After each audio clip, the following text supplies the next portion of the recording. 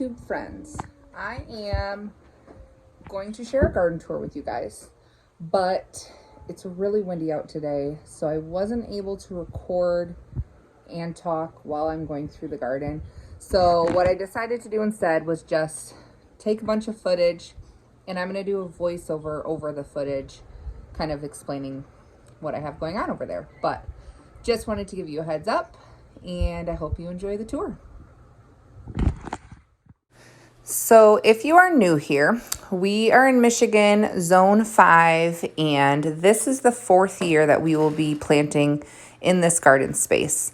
The entire garden is about 54 by 72, and I do primarily no-dig, deep mulch gardening.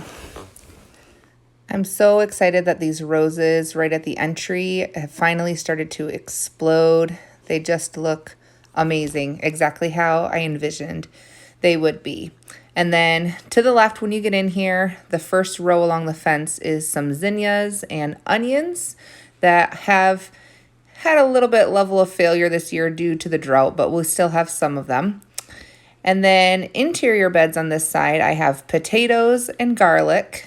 Then I have one row of tomatoes. These are all paste tomatoes, and I did put some basil and herbs kind of at the end.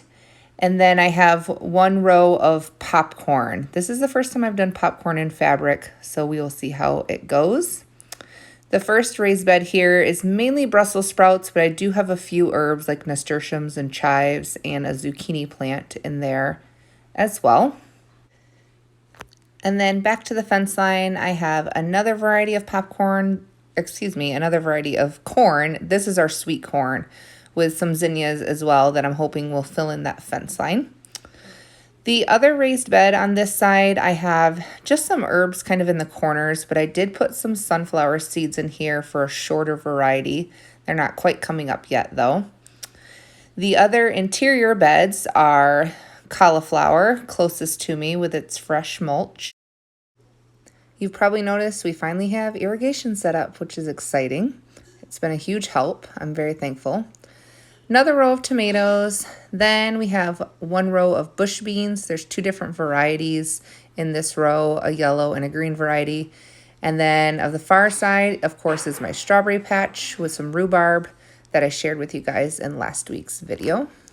This row was supposed to be carrots, but as you can see, it has been taken over by some volunteer potatoes that apparently I did not do a very good job harvesting last year.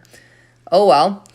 Another row of tomatoes over there, and then we have our row of broccoli, which has been under this netting. I had just uncovered it though the other day to check on it and to fix a few things with the irrigation. The next row in here is another row of onions. These are all of my storage onions in this section, and then a few sunflowers that volunteered at the end that I figured I should let stay. And then we get to the far fence line, which looks a little funny and empty right now, but that is for a reason. I am going to be doing a project in the corner later this summertime, so I didn't want to leave anything there that I had to tear out. But all of these holes along here are actually where I have planted my melon seeds, and of course they are going to vine out and take up a lot of space. So that's all that's in this row, except for I do have sunflowers planted kind of in the grass along the fence line as well. Don't mind my large pile of grass. This bed over here has nothing in it, obviously, but I think I'm going to transplant my celery in there. I freshly topped all of my raised beds this year, and then I just covered them with mulch to kind of keep the weeds at bay. But as you can see, this part of our walkway kind of needs some remulching because I had not put cardboard down. This is my herb bed. I had to replace almost all of my herbs this year, except for that giant catnip that obviously survived. Another row of tomatoes over here. And then I have kind of my funny row of peppers. I had a tray of peppers that fell, and they were the varieties I really wanted. So I restarted them, and they're very puny. And I probably should just look for some discount peppers to fill the holes at this point, but I haven't decided yet what I'm going to do. The rest of them look really good, though.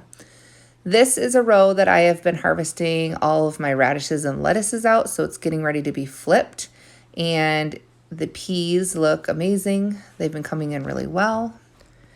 And then my last interior bed is more onions and more tomatoes, of course, along the trellis as well.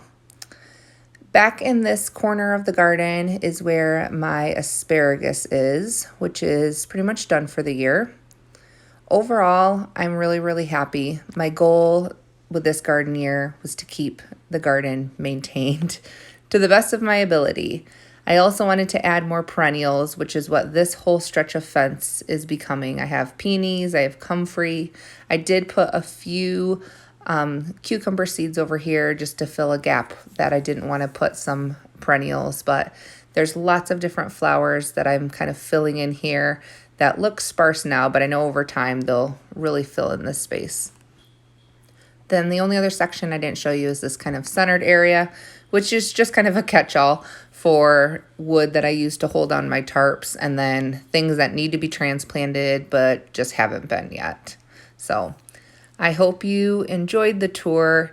This garden has come a long way in the last 3 years, going into its 4th year, and I think it's a good testament of just being patient, doing a little bit at a time, keeping the vision alive, and kind of enjoying every single step of the process, because a garden is not built in a day.